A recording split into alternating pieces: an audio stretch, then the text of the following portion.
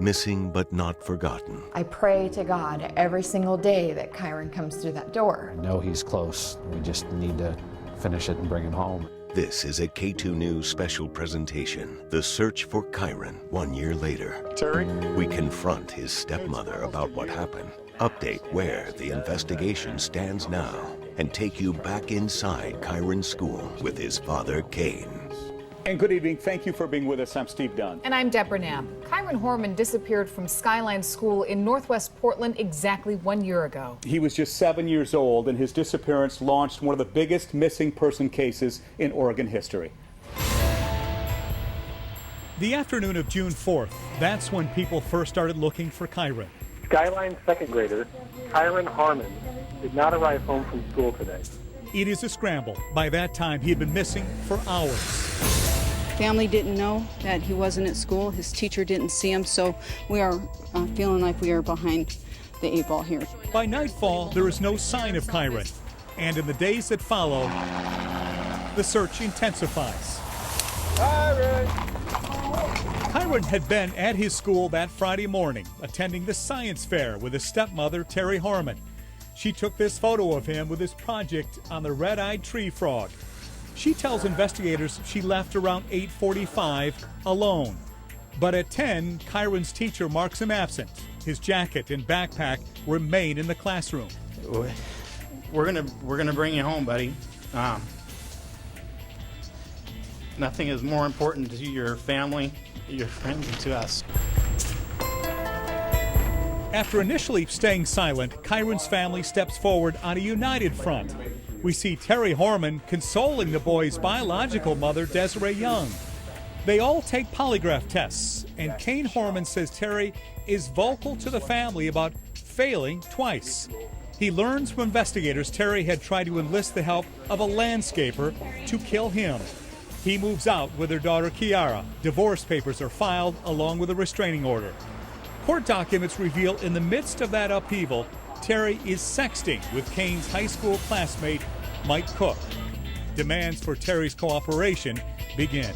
We implore Terry Horman to fully cooperate with the investigators to bring Kyron home. Megan Coxtime was the first K2 reporter to cover the disappearance of Kyron Horman on June 4th. So, Megan, at that point, were there any red flags that would have indicated this was more than a case of a child wandering off? Yeah, there were actually two big red flags right from the very first night there when I was up there. The first one was that big chunk of time from when Kyron was actually reported missing. Now, I remember driving up to Skyline School and talking to the Portland Public Schools representative on the way. Of course, as we know the story, he was marked absent at 10 in the morning, then didn't get off the bus in the afternoon about 3:30. And so when I was talking to them, you know, that's a good 5.5 hours of unaccounted time. So when we got on scene there at Skyline School that night, I made sure to ask the deputies, and they told me that in any missing child case, it's really the first 2 to 3 hours that are crucial in getting ahead and finding this child and bringing this kid home safely. So that was the first big issue. The second one really was the response from law enforcement out there on the scene. When we got to Skyline School, of course, the school was completely taped off. Law enforcement camped out there on the property, not letting us on. And between that 10 to 11 o'clock hour, they actually upgraded the investigation to be a major crimes team investigation. And what they told me at the time was this brings in more resources. So not only Multnomah County Sheriff's Office, but also Portland Police, Gresham Police, and also the FBI. So that was a very interesting factor that sort of made it unusual at the time, that now you're bringing the FBI in to look for a child who had been unaccounted for at this point for, you know, going on 12, 14 hours. All right, Megan Kalkstein, thank you very much. And within this half hour, we can tell you that our On Your Side investigative team is examining several aspects of this case.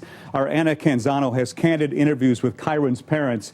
Kane Horman takes her inside Skyline School and shows her what Terry claims happened the morning of June 4th. She travels to Medford, where Desiree Young offers her strongest words yet for Terry Horman. Tom Jensen also heads south to Roseburg. What happens when he confronts Horman about her lack of cooperation with police? But first, what's happening with the investigation? Even a year later, the sheriff says this is a very active case. Investigator Dan Tilkin looks at some key unanswered questions and how far detectives are from solving this case. Hi, Terry. I'm Dan Tilkin with Channel 2 News. One of the important questions for investigators, why did Terry Horman borrow the white truck from Kane the day Kyron disappeared? He says with the intention of using it to bring Kyron's science fair project home, but the project remained at school. Desiree and your husband are saying that you know where Kyron is. Do you know? And why, according to sources, did she lead Kyron's teacher to believe he had a doctor's appointment the day he disappeared when he didn't? How close do you think investigators are to solving this? It doesn't appear that they're close at all.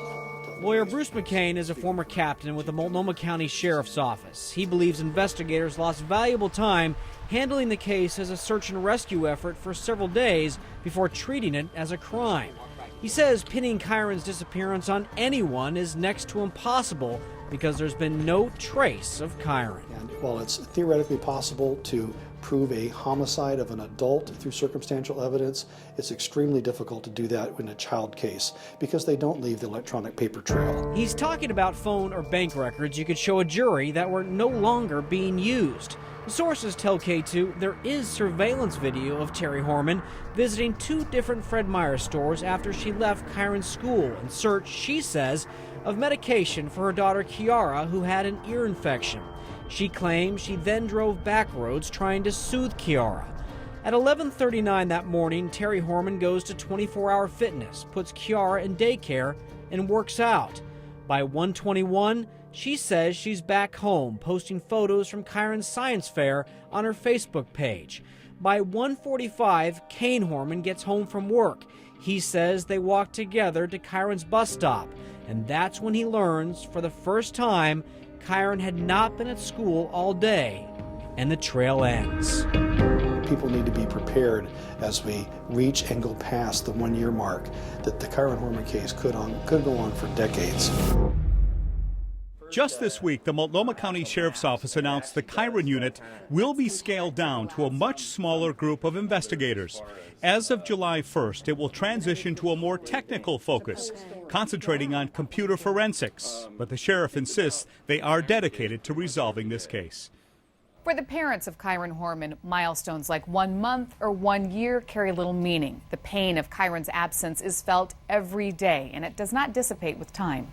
Anna Canzano returns to Skyline School with Kane Horman for his first interview inside that school since his son disappeared.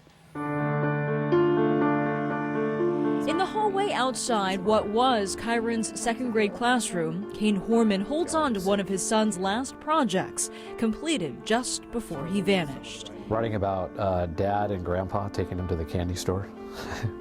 They are so nice to let me pick out my own candy. My favorite are bubblegum, Red Hots, and lollipops. It was here the morning of June 4th. Terry Horman says she took these photos of Kyron and his science fair project, then parted ways with him. So her depiction of what happened is that the last time she saw him, she was down by the main office and he was here outside his classroom? I think he was coming this way down the hall and she was turning and going the other way. I don't know if it was down the stairs out or out the side door. I can't remember which version of the story it was at the time, which changed a few times. So, it did? But it was, yeah, going somewhere that way.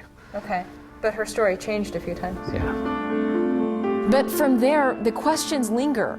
Where did Kyron go, and with who? Why didn't he join his class for the rest of the school day? Do you regret bringing her into Kyron's life? Well, that's a hard answer because we don't know for sure if she's responsible or not. But based on what we believe, absolutely. Absolutely. At the Rose Garden, one of Kyron's favorite places, Kane Horman tells me adjusting to a new normal means not trying to preserve things in the past. How does that manifest itself when it comes to your house and his bedroom? Yeah, it was tough for a while. We wanted to keep everything the way it was. I had the door closed for a while because I didn't want my daughter to get in there and play with things or take things out or mess things up. And I think at one point it was just that realization of, well, why is the door closed? Does it really, does it really need to be? I go into his room every day, whether the door is open or closed, but it was just that kind of symbolic, leave it open. If she messes it up, so what? I can clean it up. The only conversations we've had is in a few of the dreams I've had, and they're very short-lived, and I always wake up and it feels like they just start, and it's very tough. Those are the situations where I just wish I wouldn't wake up. because he's just right there, and it's the same voice, and he's just talking to me, and, you know, Dad, I'm right here, and I wake up and I have that, you know, I know he's here, I know he's close. We just need to finish it and bring him home. Anna also traveled to Medford to talk to Kyron's mother, and she had her strongest words yet for Terry Horman. Desiree Young is even more vocal than Kane when it comes to her belief that Terry has something to do with Kyron's disappearance and isn't telling the truth about what happened that day. She thinks that she's smarter than everybody, but she is wrong. So how do you think this ends? She's going to jail. From her home in Medford, Desiree Young explains why she's so confident about Terry Horman's fate. If you were to ask me that first week when I was standing up in front of the cameras, I would have said it's based on my gut. Now, it's based on all the evidence, all my gut, and the reasonable doubt is gone. And what about those first appearances they made in the church across from Kyron's school, when she was already harboring deep suspicions about Horman? I literally thought that God would strike her dead right there. I literally thought I was waiting for it, and I'm standing next to her and I'm gonna get hit too. Young also reveals how she crossed paths with Terry Horman just weeks ago as she headed north on I-5 through Roseburg, where Horman is living. On this day, Horman was on a walk near the freeway. I was driving through and I looked over and saw her hair and her butt, and I went, I recognize that person, and looked as I was driving by, and sure enough, yeah, that's Terry. How did you restrain yourself? I almost wrecked my car, I'll be honest. It took me by surprise. It took great restraint. And I just kept repeating, what would Tony be telling me right now? Don't ruin the case, don't ruin the case, keep driving, don't turn around, don't turn around. So that's what I did. Today, Young will be dedicating this corner of her yard to Kyron, the corner where he picks plums off a neighbor's tree. Like Kane, she sees her son in dreams, visions that are bittersweet. You relate to that? Yeah. Tony and I both have had really vivid dreams of him. Yeah. Just, you pray it's gonna come true. But yeah. Yeah, we just want him home. I'm tired of dreaming. Still to come, the Skyline community. It's amazing that it has been a year. How Kyron's disappearance has impacted the people who live here, including the kids and their sense of safety. And we go to Kyron's stepmother's hometown, Roseburg, Oregon. Terry Horman's been living here since July when she left the Portland area. We wonder what she's been up to and what the people of Roseburg have to say about Kyron's stepmother.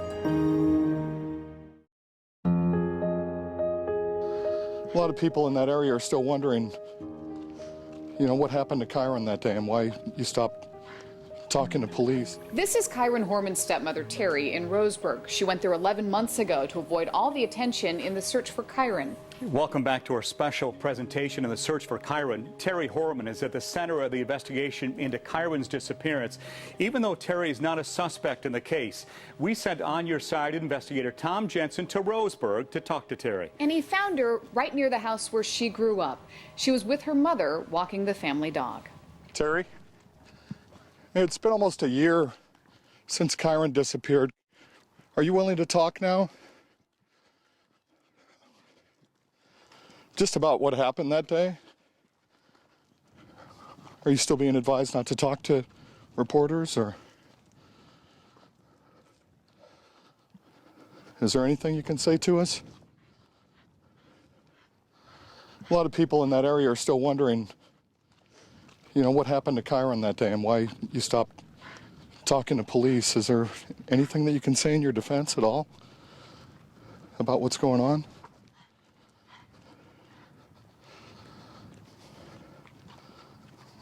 Not, your attorney's still advising you not to talk. Can you tell us what you're doing in Roseburg? Are you working anywhere now? Terry never answered a single question that day, but she did express herself in emails written a day after Kyron vanished. And in them, it seems she knew suspicions were settling in on her. She wrote, "The teacher thought I was going to take Kyron with Kitty," referring to their daughter Kiara, for a doctor's appointment. "I said I was going to look at other exhibits. How'd he mess that up?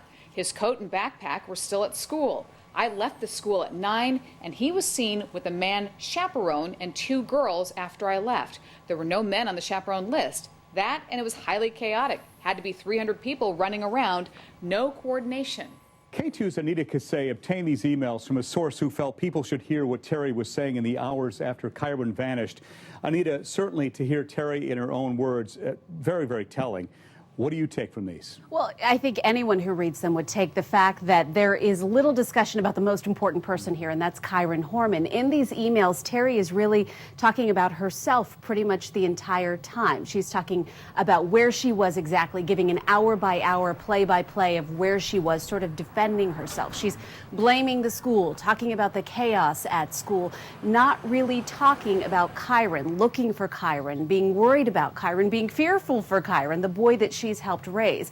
The source told me, too, that these emails were the only things that she included. There was nothing else that talked about Kyron at all. And again, these were sent less than 24 hours after he vanished. What does Terry say about Kyron's behavior leading up to that day? She says in the few days before and the few weeks before, he was starting to get spacey, walking into rooms, walking back out. The doctor thought maybe he was having mini seizures.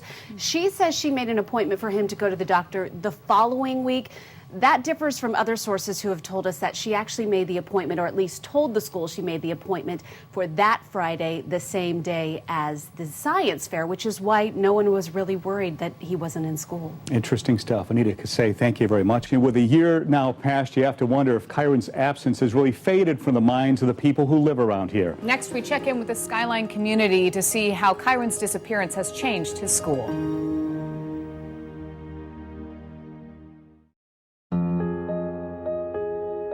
Welcome back to the special presentation of the search for Kyron 1 year later. Kyron's disappearance has been emotionally draining for this community. To have a child taken away from it with so many questions unanswered and so little resolution.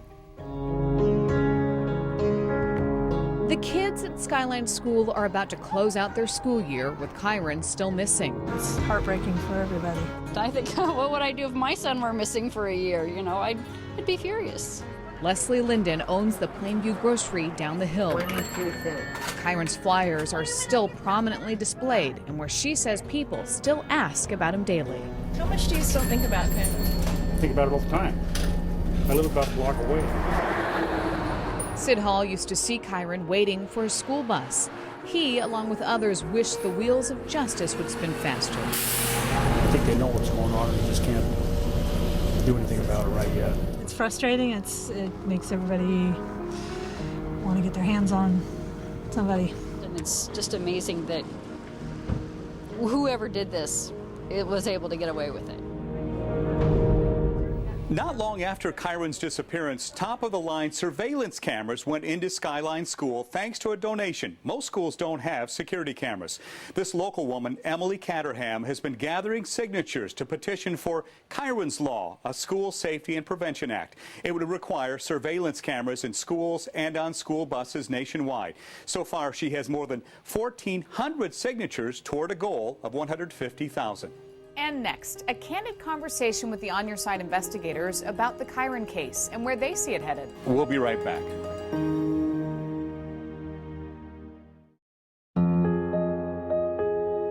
The entire K2 News team has been dedicated to covering Kyron Horman's disappearance, but right now we're joined by our investigative team, Anna Canzano, Dan Tilken, and Tom Jensen. Anna, let's go back to your story with Kane. He and Terry have an almost 2-year-old daughter, Kiara. So has Terry seen their daughter since last summer? No, she hasn't. You'll remember there was an alleged murder-for-hire plot in which she was accused of trying to hire a landscaper to kill her husband. That resulted in the restraining order, which also prohibits her from having contact with Kiara. And Kane has said that he would be open to having supervised visits between the two, but so far that hasn't happened. That would require a parenting study, which so far she hasn't agreed to do. She's refused. Any sense why at all, Anna? Well, her lawyers have labeled her as being in the crosshairs of a criminal investigation, and a judge has ruled that basically, if she were to proceed and take part in any sort of parenting study or the divorce proceedings, that it may incriminate her. So far, everything's still on hold. Dan, about the investigation, so many cases are solved through DNA evidence. We've seen people convicted through DNA evidence and people set free. But in the case of Kyron, it may be of no use. Well, almost a year has gone by, and say they find a crime scene, and say they manage to find some article with some amount of DNA on it, even after a year. Well, that DNA might have the DNA of a family member, which you would expect there to be. If there's a stranger, hey, there's a stranger DNA, case solved. What is the stranger DNA doing here? If it's a family member, as we all have kind of been talking about, might be a high probability of that happening, well, you would expect a family member's DNA to be there, whether it's a father, mother, etc., or a sister, because we all live in the same household. And so if you find DNA and it's somebody that you would expect to be there, that does not help you one bit. Okay, Tom Jensen, question for you. Terry in Roseburg, what's she been up to? Does she even have a job? What's going on with her? As far as we know, she does not have a job. I have found online where she's been looking for work as a teacher. She's been posted her resume online, searching teaching jobs, but people around Roseburg tell me that as far as they know, she's not working. They hardly ever see her leave her home, in fact. What about her neighbors, Tom? What are they saying about all this? Are they involved? Would you talk to them at all? The immediate neighbors, like I said, say that they've never or rarely see her leave the house. But the one thing that people say over and over again is, why isn't she talking? You know, her attorney, after she got an attorney, he probably told her not to talk. But even before she got an attorney, she wasn't talking. She stopped talking to police. And that's the one thing they want to know. Why aren't you talking? Why aren't you helping? All right. Tom, Anna, and Dan, you guys have put a lot into this, a lot of work. We appreciate all your fine work in covering this story for us. We want to leave you tonight with images from the Wall of Hope, where people from all around the world have sent messages. They know Kyron Horman's story, and they're hoping for his return. I'm Deborah Knapp. And I'm Steve Dunn. From all of us here at K2, thank you very much for watching, and good night.